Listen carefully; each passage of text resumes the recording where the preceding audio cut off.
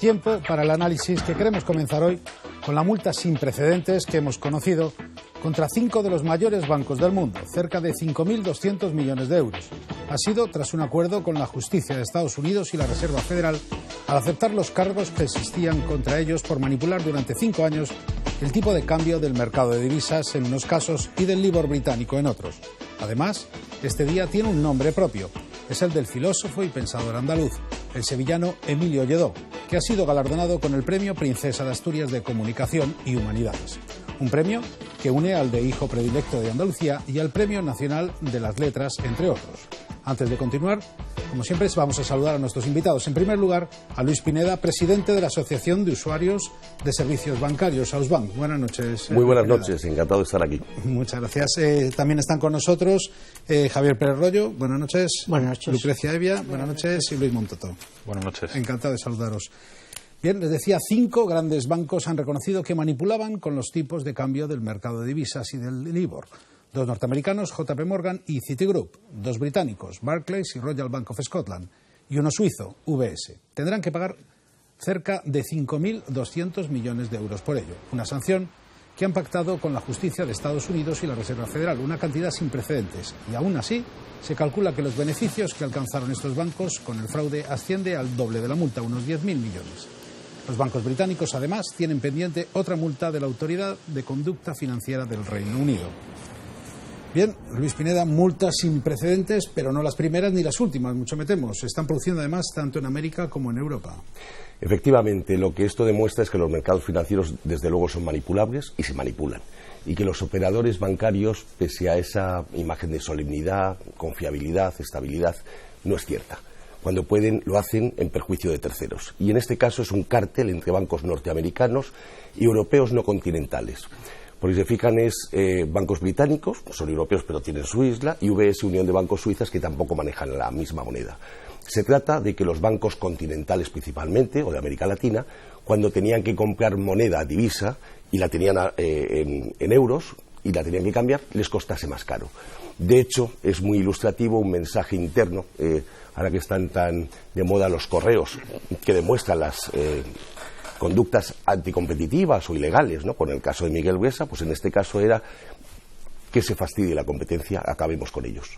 Y en este caso, como digo, era un cártel de bancos no europeos para encarecer el precio de la divisa en beneficio propio y único, a sabiendas y en perjuicio de los demás. El quid de la cuestión es si eso se ha transmitido finalmente también a los clientes, y la respuesta es inequívoca, sí. También se ha dañado a la base de clientes. La multa es extraordinaria porque tienen que lavar la cara de 2 centros financieros que tienen que manifestar un rechazo absoluto a estas prácticas, porque si no, que se lo guisen y se lo coman ellos solos.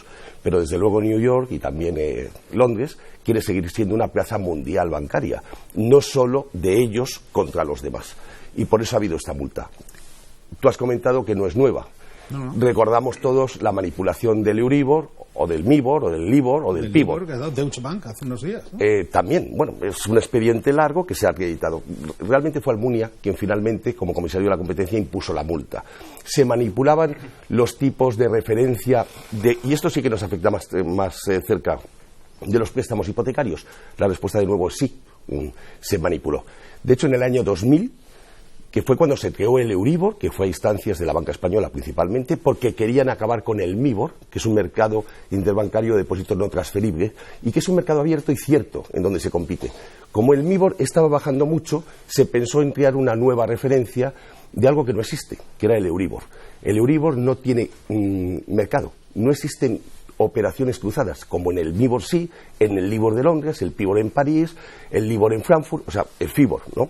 Y entonces se creó el Euribor, y en el año 2000 AUSBank intentó demandar la creación del Euribor en los tribunales, y se rechazó la demanda de la Audiencia Nacional de España, porque no era serio pensar que gente estos banqueros iban a manipular los tipos.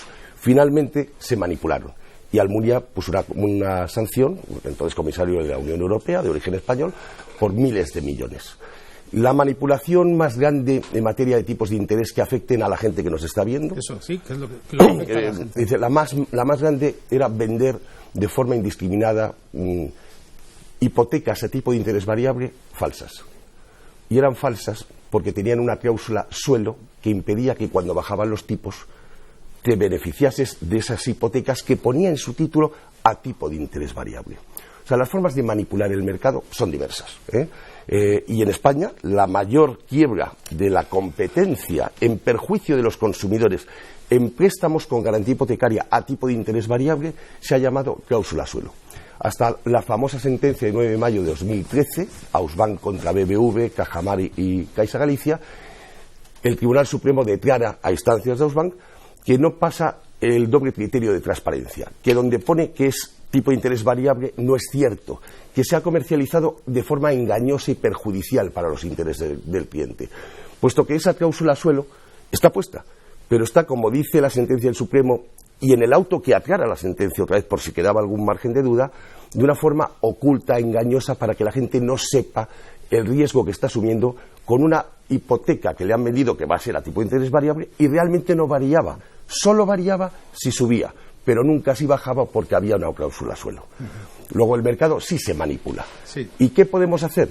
En el caso que hemos citado al principio, que es el caso de las divisas, esto es una jugada entre grandes. O sea, aquí manipular los tipos de cambio en las divisas es los americanos y británicos, junto con un suizo, contra los europeos. Los damnificados son los grandes operadores, los bancos europeos continentales, Pero en el caso del Euribor son las personas. Y lo que hace falta es que reclamen, porque de esa sanción general que consiguió Ausbank con la demanda Ausbank contra BBV, Cajamar y Caixa Galicia, hay miles de demandantes ahora consiguiendo que les anulen su cláusula y devolviéndoles su dinero, al menos desde el 9 de mayo del 2013, que son miles y miles de euros. Sí, tal vez uno de los problemas de este país, que denunciamos poco. No sé, ¿queréis intervenir, Luis? Bueno, yo lo que veo, Luis Pina ha tratado temas muy amplios, pero yendo un poco a la primera noticia, que efectivamente manipular un mercado de divisas, como se supone que el mercado de divisas es transparente, porque el Euribor, y tú lo has señalado muy bien, lo pueden manipular entre los propios bancos que conforman el precio. Exactamente, porque no hay operaciones. Ellos dicen a qué precio lo prestarían a otro banco y no lo prestan. Claro, ahí está la esencia de la manipulación. Y de hecho los emails cuando se puso la sanción por la manipulación del Euribor eran ridículos. Ahora bajo al becario y le digo que lo suba. O sea, es tosco el procedimiento. Claro, en los mercados de divisas, había un chat que le llamaban, es que esto es como poner, el sindicato del crimen abre un chat que ponga cómo matamos al niño. Se llamaba cártel. Cártel es una figura jurídica en la que se ponen dos o más de acuerdo para hacer prácticas colusorias o contrarias al mercado. Claro, es que era también un método tosco. Es que los bancos gozan de una preeminencia, de una aparente solvencia. Hablemos de Basilea, sí, pero de solvencia moral ninguna. O sea, son bastante delincuentes escondidos entre banqueros. O sea, es que les va a ganar más dinero haciendo trapicheos de forma constante y continua. Hay que estar muy atentos. Y desde luego, hasta en ese mercado tan amplio, la prueba es que se ha manipulado. Sí, Lucrecia. Perdón. Yo creo que en el fondo los bancos tienen cierta impunidad, ¿no? Sí. Y a mí me gustaría saber, a ver si tú nos puedes explicar si compensa en el fondo manipular el mercado, porque al final se les pone una multa, ellos pagan la multa, pero se les permite seguir operando, ¿no? Es como si nosotros vamos en coche, nos ponen una multa por ir a 250 kilómetros por hora, pero luego nos quitan el carnet, no nos quitan los puntos, así que volvemos a coger el coche y volvemos a conducir a esa velocidad, ¿no? Entonces me da la sensación de que la sanción es poca y que compensa en realidad. Bueno, si luego hubiese más mesas de debate y hubiese dos riesgos. Uno, el riesgo reputacional. O sea, el que lo hace mal tiene que llevarse la descarga moral de que, oiga, usted es malo y por lo menos no le miro o a lo mejor le cierro la cuenta. Y eso es bueno, es un riesgo bancario. Los bancos, cuando trabajan, asumen unos riesgos bancarios que están manualizados. Riesgo de tipo de cambio, riesgo de tipo de interés, riesgo de liquidez, riesgo de morosidad, riesgo reputacional. Entonces, yo por eso me duele mucho cuando decimos, no, habla de bancos en general y no digas quién. No, yo no hago eso, porque hay gente que hace bien las cosas. Entonces, hay que decir quién hace mal y qué hace mal. Y así empezamos a hacer un sistema financiero mejor. Fíjese, las multas, perdóname por contestar. Es que a ti te quitan los puntos y terminas no conduciendo. Es que esto no les quita los puntos nunca. Pues eso es lo que digo, que al final compensa. ¿Compensa el delito? Lamentablemente sí. Y todavía es peor. Es que lo pagan los accionistas que no son los ejecutivos que lo han hecho. Esto es lo que sí que hay que variar. O sea, los daños los tienen que pagar no solo el beneficiario genérico, que es el banco, sino de forma singularísima los ejecutivos avariciosos o una ambición desmedida que ponen en riesgo, incluso de quiebra, o por lo menos reputacional, a las entidades. Y esto hay que hacerlo ya, y se puede hacer. La responsabilidad patrimonial debería de invertirse. Primero, ¿quiénes han tomado las decisiones? Ustedes. Pues se va contra ustedes. Y el banco responsable es el subsidiario. Exacto. Entonces, no el banco primero, no el banco primero. Pues el banco claro que tiene que estar detrás. Y si no pagan los de primero, tendrá que pagar el banco. Pero primero, ¿quién ha tomado la decisión? ¿Quién ha hecho esta tumantada? El mejor ejemplo... ¿Quién ha cometido el delito? Lo tuvimos en la crisis de Madoff, en que un fiscal, el fiscal general de Nueva York, ha sido muy eficiente y ha terminado consiguiendo resarcimientos de miles de millones, arrancándoselos poco a poco a Madoff y a su familia, que ante el buen trabajo hecho por el Fiscalía de Nueva York, los hijos han dado bienes, y la esposa, porque había un riesgo reputacional, porque la gente no quería ni pasear con ellos, porque decían, por lo menos devuelvo parte del dinero. En España, mire usted, yo sé que luego se va a tratar el tema Bárcenas, es que el fiscal era el mejor abogado defensor. En el caso de Miguel Buesa, la Fiscalía de Madrid se ha opuesto constantemente a todas las acciones que hemos tomado en contra de Miguel Buesa. O sea, es que parecía el abogado defensor. O sea, no solamente es que no defendía el interés público, ni iba contra él, es que se oponía a todo lo que decíamos, precisamente yo, que soy el abogado de la causa. Y además me ha costado que al juicio lo inhabiliten, al juez. O sea, esto es el mundo al revés. Y esto hay que cambiarlo. Porque los bancos hacen cosas malas, y las hacen, y son castigados, al menos generalmente, en todos los tribunales de justicia del mundo. Y en España hemos sufrido una crisis bancaria brutal, no solo por un cambio de ciclo económico, sino porque ha habido manager, ha habido directivos, ha habido mala gobernanza y delictiva gobernanza. Fíjate que hace unos días leíamos que 5 de cada 6 recomendaciones que hace el Banco de España no son atendidas por los bancos. Y además, las sanciones que se imponen, tanto el Ministerio de Economía como las a nivel autonómico, no se hacen cumplir esas sanciones. Luego, entonces, esto es... Yo conozco muy bien cómo nació la ley. Cuando nació Ausbank en el año 86, para que la gente no fuese a Ausbank a reclamar, crearon el Servicio de Reclamaciones del Banco de España. Esto es una práctica en Derecho a la Competencia, que es vamos a poner otra ventanilla para que no vayan al que puede reclamar. El Servicio de Reclamaciones del Banco de España no está ni se le espera. Aquí hemos pasado por preferentes, cláusulas suelo, deudas subordinadas, o sea, miles de malas prácticas bancarias. ¿Y qué me dicen ustedes de la figura creada por el Banco de España del defensor del cliente? Que es un señor pagado por el banco para decir lo que le dice el banco y es más de marketing que de otra cosa. Incluso así, a la famosa operación arbitral, que no es un arbitraje, del Banco de España, no le hacen ni caso. Claro. Yo me acuerdo que di una conferencia invitado por el Banco Central de Bolivia y dijeron, ¿y ustedes son el primer mundo? O sea, que la gente reclama al Banco de España, tarda entre 6 y 12 meses en responder y si les da la razón, no lo cumple el banco. Claro, yo lo que le digo a la gente es que tenemos que recuperar los juzgados tribunales de España. Los derechos civiles, la civilización, se va a los juzgados a reclamar sus derechos. Lo que nos han hecho en paralelo solo tiene un objetivo, y que quede claro, despistarnos, confundirnos y, en cierta medida, atemorizarnos. O sea, porque lo que tarda el Banco de España en responder a una reclamación es lo mismo que una demanda civil ordinaria. Solo que en la demanda civil ordinaria se cumple y se ejecuta cautelarmente, y en el Banco de España, a partir de ahí, empieza el crédito. Nos han tomado mucho el pelo. Bueno, y no se lo merecían los bancos el que les diéramos esta sobregarantía. Hablaba de las cláusulas suelo, pero también los preferentistas. Ahí sí que podemos hablar de tomadura de pelo. Es que aquí ha habido dos grandes batallas. El que no tenía dinero pide dinero. Y le han engañado cobrándole más caro, engañándole con la cláusula suelo. Y al que tenía dinero también le han engañado colocándoselo en preferentes. Es que sí, esto ha sido un tsunami. O sea, aquí no se ha salvado nadie. Ni los ahorristas, ni los que precisan dinero. Y el final de toda la historia es que ahora vamos a tener transparencia, pero con tipos mucho más altos. O sea, hay muchos Euribor, pactados hace 5, 6, 7, 8, 9 años, ese Euribor va a 0,40.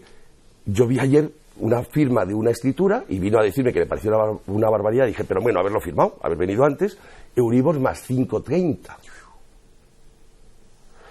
Bueno, es mejor eso que te digan Euribor más 0,40 y te pongan una cláusula suelo al 5,40. O sea, el engaño es todavía más mezquino y más tosco. Entonces, tenemos que ir a los tribunales porque los supervisores han fracasado. Entonces, tenemos que defendernos nosotros. Y tenemos un instrumento magnífico a nuestro alcance. Se llama juzgados y tribunales.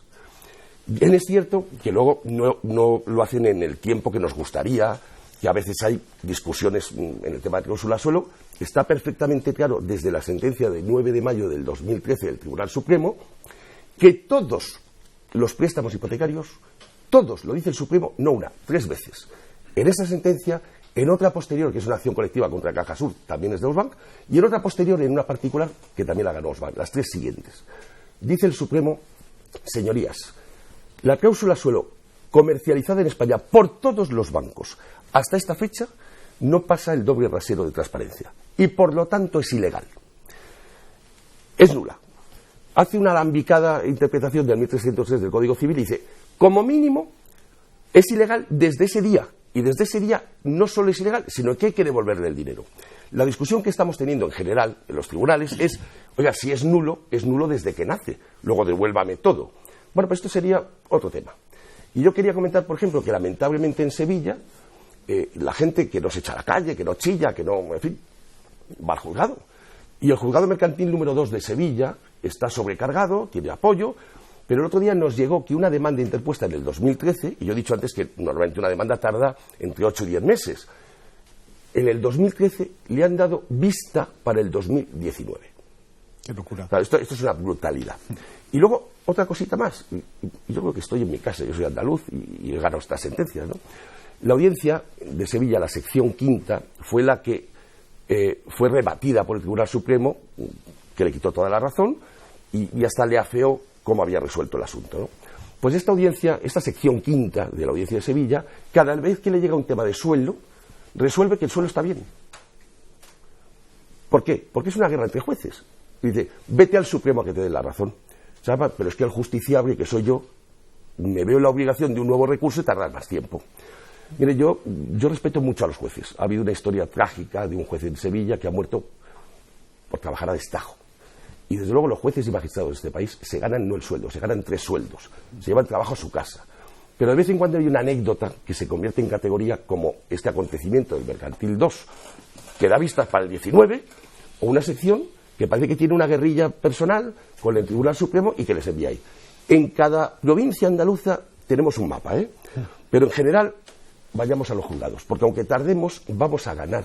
Sí, y así sí se hace un sistema financiero más eficiente, más eficaz, más sólido y confiable. Sí, Lucrecia, me parece que querías decir. Pero en el caso de cláusula suelo está claro lo que tú estás pidiendo, ¿no? Y el beneficio personal que puede obtener, claro, puede obtener el que lo gana. Pero en este caso, ¿no? En la multa de los bancos, al final, pues eso da la sensación de que les multan, pero da lo mismo, ¿no? Y al final la multa es histórica, estamos diciendo que es una cosa, un acontecimiento prácticamente, cuando estamos hablando de 6.000 millones. No ocurra eso. Sí, importante pero es. 6.000 es importante. Si yo no le quito importancia, pero 6.000 millones frente a entre 60.000 millones y 100.000 millones los que se pagaron para el rescate de la banca española. Pues yo veo la cifra de los 6.000 millones y digo, pues no sé, como proporción me resulta. Se calcula ya de hecho que no es ni la mitad de los beneficios obtenidos. Claro, pero en este caso lo que hace el Departamento de Justicia Federal y luego también en Inglaterra es poner una multa para dar confianza a la plaza financiera. O sea, yo castigo a los operadores porque le han quitado el balón a los europeos continentales. Entonces les meto una multa. Ahora, grandes empresas que trabajan con euros y con dólares, por ejemplo Mitsubishi, Lafarge, empresas continentales que han tenido que cambiar divisas y se les ha perjudicado, van a interponer una cascada de demandas. De hecho, no es lo mismo el trato que le dan a Unión de Bancos Suizas que a JP Morgan Chase o a Citigroup, en donde en algún caso pagan más para no tener responsabilidad penal. Pero ahora hay una cascada de demandas civiles entre las grandes empresas europeas que cambiaron divisas ese día y esa hora y a lo mejor pagaron un cuartillo de más. Ese cuartillo es mucho dinero y estas grandes empresas, corporaciones, sí van a pedir y reclamar. Sí. Por ejemplo, la Comisión Europea multó a las empresas de ascensores europeas porque habían llegado a un acuerdo, un cártel, para subir los precios, porque está Thyssen, o sea, hay pocas empresas. Y luego animó a los particulares, incluso a las comunidades de vecinos, a que a tenor de ese expediente reclamasen contra las empresas de ascensores para que les dieran la diferencia. No ha habido más reclamaciones, pero fue un buen paso y esa es la buena dirección. O sea, multa sí, pero sobre todo, y lo mío qué, porque el perjudicado es el ciudadano ordinario o la pequeña y mediana empresa. Entonces, lo que hace falta es darles voz, animar a la gente a que lo haga. Ahora es una bendición escuchar en todas las emisoras de radio, en Canal Sur, despachos de abogados a disposición de los perjudicados por preferentes, deuda subordinada, por cláusula suelo, a disposición de la ciudadanía para interponer demandas. A mí me parece un buen método. Sí, Luis. No, Luis, yo sin quitarte la razón, también he visto por parte de muchos usuarios de banca que, o por un lado, a algunos le ha faltado la formación financiera necesaria, que hay que tenerla, porque al final, más oculto o menos, en los contratos vienen las cosas detalladas, y muchas veces hay... Y después he visto también un sector pequeño, pero importante, de usuarios de banca, que eran gente muy bien informada. Yo he visto grandes inversores que compraron preferentes porque pensaron que iba a ser un gran negocio, inversores cualificados, y que al final han recurrido a estos abogados que dices para recuperar el dinero. Con lo cual también en ese conjunto ha entrado un sector de la ciudadanía que ha hecho un uso incorrecto de la banca. Tú sabes mucho de economía, lo demuestras cada día y estás muy acertado. Yo no he hablado de engaño masivo en el caso de las preferentes. He dicho la cláusula suelo, y el Tribunal Supremo estudia y declara que hay 6 circunstancias en que, con que se incumpla solo una, y siempre se incumple más de una, sí que es ilegal la colocación de la cláusula suelo. En participaciones preferentes tiene razón. Hay cajas de ahorros o grandes operadores financieros que compraron participaciones preferentes y sabían que eran eternas, y por lo tanto no se pueden quejar ahora de que esto ocurra. ¿Dónde sí también hubo un engaño masivo? En la oferta pública de venta de acciones de Bankia. Porque en este caso, grandes inversores se leyeron el folleto, lo entendieron, lo comprendieron, pero la información era falsa. Entonces, son casos distintos. Luego, efectivamente, un preferentista, un buen padre de familia, un dirigente comerciante, una persona ordinaria y normal, aunque coloque 1 millón de euros, porque vamos a ver, tener 1 millón de euros ni es pecado ni es malo. Posiblemente es fruto o de la lotería, o de mucha dedicación y esfuerzo, o de un trabajo constante y bien dirigido. O sea, tener dinero no es pecado, ¿eh? Comprar preferentes no es pecado. Lo malo es si te han engañado y tú tenías el día antes una imposición a plazo fijo o un fondo de inversión sin riesgo y te lo han recolocado, como se ha demostrado en miles de juicios, por lo menos los que llevamos en Osban, que les habían dicho que era inmediato, seguro, que lo garantizaba casi el Banco de España y que además tenía plazo. Y resulta que el vencimiento era en el año 2020. Oiga, tiene plazo, pero en fin, es un poco chiste, ¿no? Entonces, ahora, si lo ha comprado otra caja de ahorros, que ha ocurrido, ha habido cajas de ahorros que compraban preferentes de otra para apoyarse entre ellos. Ahora no me venga a reclamar. Javier, ¿tú crees que está la justicia pero el suelo a la altura de todas estas demandas? Bueno, yo creo, de momento, yo estoy bastante, no sorprendido, pero sí algo contento de que por lo menos haya habido una acción y se haya hecho una persecución de bancos, de los máximos entidades bancarias que hay en el mundo, y al final se haya conseguido obligarlo, porque aquí ha habido un consentimiento de los bancos, todo lo han pactado, es decir, aquí al final no ha habido una sentencia, no ha hecho falta una sentencia, porque ellos, viendo la sentencia que podía llegar, han pactado una indemnización de ese volumen de 5 millones, de 6.000 millones. Bueno, a mí me gustaría verlo en España, ¿eh? A mí me gustaría ver eso en España y que tuviéramos una autoridad con suficiente fuerza como para enfrentarse a la banca. Pero incumplen 5 de cada 6 recomendaciones del Banco de España. Aquí porque nosotros hemos tenido, ahora tenemos una crisis bancaria que hemos tenido recientemente, pero es que llevamos muchas. ¿Cuántos billones de pesetas nos ha costado a nosotros las crisis bancarias desde los años 70 hasta ahora? Y no ha habido. Y hemos puesto el dinero. No solamente no se ha puesto ninguna multa, sino que todo el dinero que ha hecho falta para salvar a eso lo hemos puesto entre todos. Y no se ha exigido responsabilidad hacia nadie.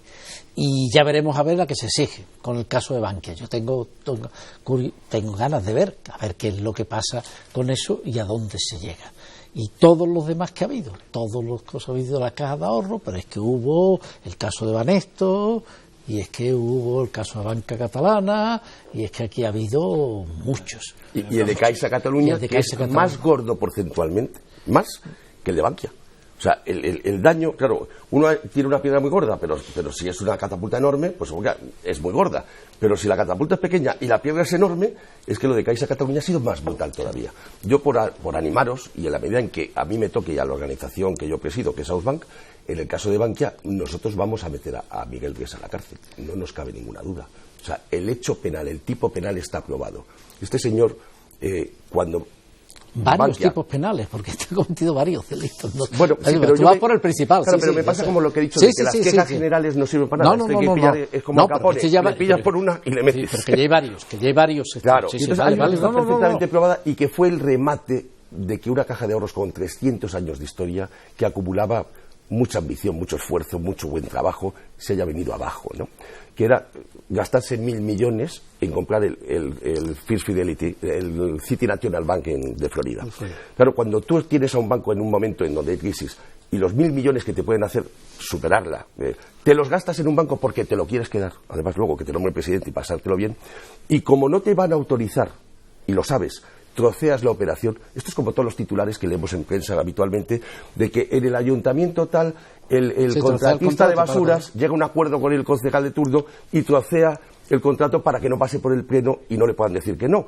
Pues Miguel Blesa y su banda, que para mí no hay presunción de inocencia, es que yo soy acusador, para mí es un delincuente, y además ya lo he probado, troceó la operación para engañar al supervisor, que era la comunidad autónoma, y al propio Consejo de Administración, y comprar un banco con el objetivo primordial de luego él jubilarse allí. Porque para eso había comprado, además, un poquito antes, un chalet en Key Biscayne, con atraque para yates, por 8 millones de dólares. Que es la sin razón de un banquero. O sea, un banquero, el dinero es su materia prima. Y el dinero no lo gasta en casas para los ejecutivos, lo gasta para dar préstamos y generar más recursos. Entonces, está aprobada la compra. Está aprobada cómo se troceó la operación, cómo no se le dijo al supervisor que era. Luego iremos despacio, y aunque el pidio le haya costado la inhabilitación, su señoría ahora no le queda más remedio que seguir la instrucción, y yo ya adelanto que yo no me voy a morir sin este trabajo hecho. Luis, ¿qué quieres decir? No, quería decir que cuando se habla de la sinrazón de un banquero es precisamente porque hay que decir que Blesa no era banquero. Exactamente. Tú conoces perfectamente quiénes son banqueros. Era un friki absolutamente metido allí, pero era todo peor. Es que era lo más digno que ha habido en España hasta hace muy poco. No era ser banquero, era ser presidente de una caja de ahorros. Mire, cuando yo viajaba por el mundo y yo contaba el modelo español, la ñ en materia financiera española, y contaba que los clientes, los impositores, los políticos, benditos sean, que hay una democracia, los sindicatos, se reunían y daban préstamos, entonces para la orfandad, y ahora para poner en marcha las pymes. O sea, este modelo es imbatible. Tan es así que las cajas generales de ahorro popular habían ganado la cuota de mercado mayor, eran más importantes que los bancos. Pero se colaron una banda de delincuentes, y de gentuza, como Miguel Blesa, como Narcís Serra, en fin, tenemos como Hernán de Molto, y entonces trastocaron todo, jugaron a banqueros, jugaron a que el dinero, porque yo le explicaba a su señoría, mire señoría, no busque usted que cómo se ha llevado el dinero. Casi siempre los delitos es, ¿dónde está el dinero? ¿Quién se lo ha llevado? No, si ya lo tiene. O sea, es que el banquero ya tiene el dinero. Su delito es administrarlo mal. Es decir, sin controles, saltándose a los órganos competentes. Eso es lo que hizo este delincuente. Y se llevó por delante la obra del padre Piquer y 300 años más. Y mucho cuidadito con reinos de las cajas. Eran nuestras, ya no son. Y además las debemos. Es el colmo. Con la venta de las cajas, este país no tendría deuda pública. Eso sí que ha sido una desamortización tremenda. Y nadie hemos podido levantar. Ha sido tan maquiavélico el plan para destruir el patrimonio de los españoles en las cajas, que nadie levantó el dedo ni para defenderlas. Bien, sí, es como si nos arrebatan el Museo del Prado y terminamos diciendo que, bueno, aquello gastaba mucha luz. Bueno, venga, si os parece, brutal. Vamos a avanzar un poquito en la tertulia, cambiamos de tema. Perdón. Y vámonos a que creemos ha sido uno de los, si no, el nombre propio del día. A sus 87 años y trabajando en un ensayo sobre los afectos, ha recibido el andaluz Emilio Lledó la noticia de que es premio Princesa de Asturias de Comunicación y Humanidades.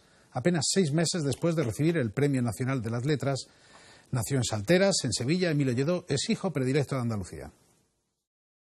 Las humanidades es la vida. Las humanidades es lo que realmente somos los seres humanos.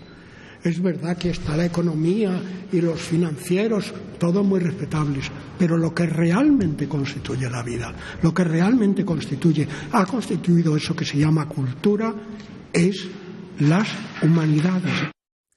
Pese a todo el reconocimiento, su trayectoria de este filósofo y académico, decía que estaba anonadado por el premio.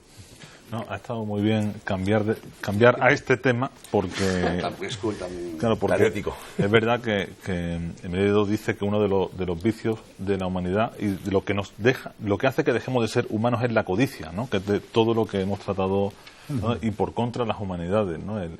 La cultura es lo que nos hace ser personas, con lo cual un premio más que merecido. Además, él ironizó con que el año pasado se lo dieron a Quino, el autor de Mafalda. Quino era el filósofo de lo cotidiano, ¿no? El humorista que siempre aportaba alguna visión audaz e inteligente a cosas que vemos todos los días, y de luego Emilio Lledó es un filósofo de lo profundo, ¿no?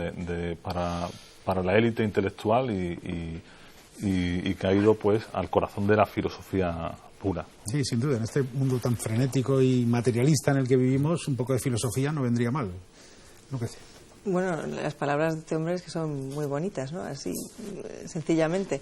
Pero a mí sí que me gustaría recordar también que uno de los discursos que hizo Emilio Lledó, el discurso que hizo cuando fue nombrado hijo predilecto, yo creo que es uno de los más recordados aquí en Andalucía, como uno de los más bonitos y con más contenido y más con frases para el recuerdo, ¿no? Y lo estuve buscando antes de venir y había algunas cosas que en realidad eran casi premonitorias, ¿no? Que él hablaba de Alemania, que cuando estaba viviendo allí veía recibir y veía llegar a un montón de españoles, un montón de andaluces a trabajar allí, ¿no? Y recordaba, decía que nadie tenga que emigrar a ningún país porque reine en la más inhumana desigualdad, la más cruel y hipócrita de las injusticias, y ahora resulta que un montón de años después, ¿no? No tantos, nos encontramos en esta situación otra vez, ¿no? Que todo el mundo tiene que irse fuera, precisamente muchos a Alemania. No sé, yo creo que ahí está el contenido del sabio, ¿no? Que sus palabras sirven ahora más que nunca. Más que nunca. El discurso fue fantástico. Yo lo he oído todo, ¿no? Porque yo creo que no he dejado de ir ningún año a la entrega de los premios de Andalucía, y el de Emilio fue realmente excepcional, ¿no? Excepcional. Yo creo que sería bueno que se hiciera una edición de todos. Cuando lleguen los 25 primeros, hacer una edición de los 25, porque son buenísimos. En general suelen ser muy buenos discursos, porque las personas a las que se los dan son personas de altísimo nivel, y entonces, y además se lo preparan bien, lo hacen bien, porque se sienten emocionados por el reconocimiento y quieren responder dando lo mejor de sí mismos, y lo dan. Y como son muy buenos, pues hacen unos discursos. Entonces sería un fantástico libro de eso, de cada 25 años de Votos y Pop, los 25 discursos sí, decía, no sé, uno de los últimos premios que había recibido, fíjate, enumeraba en 8 pasos la evolución del ser humano. Dice: la voz, el lenguaje, palabra, diálogo, literatura, libro, lectura, imaginar. Nos hace falta más filosofía. Y también en la banca, ¿no? En la banca es donde más hace falta, ¿no? Porque la banca no deja de ser una actividad humana. Y además es una actividad magnífica cuando se desarrolla bien. Fíjate que banco normalmente es sinónimo de cosa buena. Es decir, existe el banco de sangre para ayudar a los que no la tienen y repartirla, el banco de alimentos para lo que hay. Y el banco del dinero es una bendición que hemos inventado para que los ahorros no estén debajo del sofá o debajo del sillón o inoperativos, sino que puedan beneficiar a otros que lo quieren.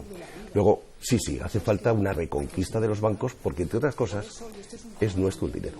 Los banqueros solo lo administran. Pero sí, díselo a ellos. Pues yo lo hago, lo hago, y de vez en cuando con acierto, ¿no? Porque la sentencia que acabamos con el redondeo al alza es un hecho. La creación del registro de seguros de vida para que los viudos y viudas o huérfanas cobran el seguro porque no se enteraban de que lo tenían cuando había muerto el causante, ¿no? Hay avances, pero bueno, nos hace falta también una coalición entre los medios de comunicación, entre la razón y el estado general de la ciencia, porque la sentencia de la cláusula suelo no se ganó en el juzgado, se ganaron 100 antes. Y gracias a un apoyo de la ciudadanía, un reconocimiento de que eso era incorrecto, el Supremo no tuvo más que reconocer. Y lo hizo con esa singularidad de hacerlo nulo, pero un poquito. Solo hasta ese día. Pues se nos ha ido el tiempo. Con tus palabras tenemos que despedir, no tenemos tiempo para más. Recuerden que la información continúa aquí ahora en La Noche al Día con Rosa Pilar Bello. Buenas noches.